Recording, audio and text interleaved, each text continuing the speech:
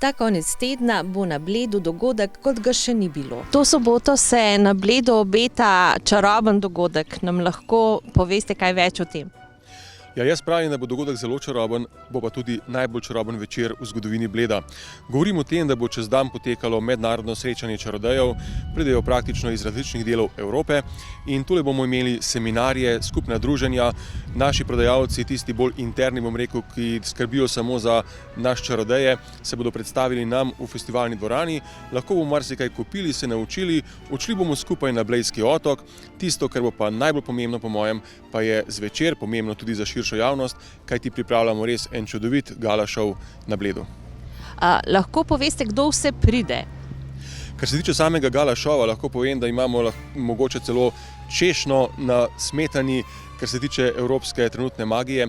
Dejstvo je, da imamo trenutno najboljšega v našem koncu, to je Igor Trifunov iz Srbije. Če samo povem podatek, da je bil pred nekaj leti na svetovnem kongresu, ki poteka samo vsaka 3 leta, 4., to pomeni, da je res top of the top, kot temu rečemo, in Igor Trifunov bo, verjamem, da pusti vse skupaj odprtih ust, tako kot vsi ostali. Program bo začel vsem dobro znani Magic Aleksandar, trenutno medijsko najbolj prepoznavni slovenski čarodej.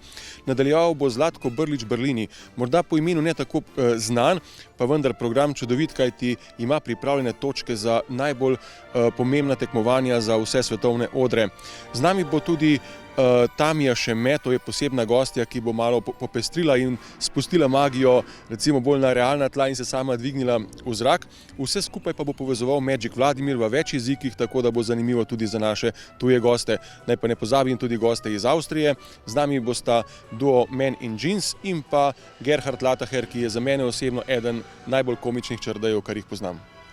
Kako se pa ti čarodeji, pa ti čarobni dogodki, kakšen je sprejem sicer po Sloveniji? Vi ste tudi vodja tega društva oziroma ustanovitelj čarobnih umetnikov. Ja, sam sem med ustanovitelji in trenutno tudi tajnik Društva čarobnih umetnikov Slovenije in lahko rečem, da kjerkoli se pojavimo s svojimi idejami, nekaj nastopov smo že tudi imeli kot društvo, povsod smo zaželjeni, dobrodošli in moram reči, da marsikdo reče, kaj, čarodej imate svoje društvo, vi se združujete, vi ne skrivate stvari pred sabo.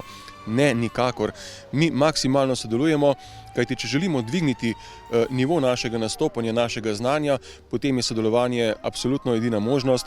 Malo popravljamo drug drugega, svetujemo, kako in kaj smo že kje druge videli, kako in kaj bi bilo mogoče bolje videti strani gledalcev in na koncu želimo, da bo društvo tisto, ki bo po eni strani zabavalo druge in dvigovalo našo kvaliteto znotraj samega društva pri nas članih.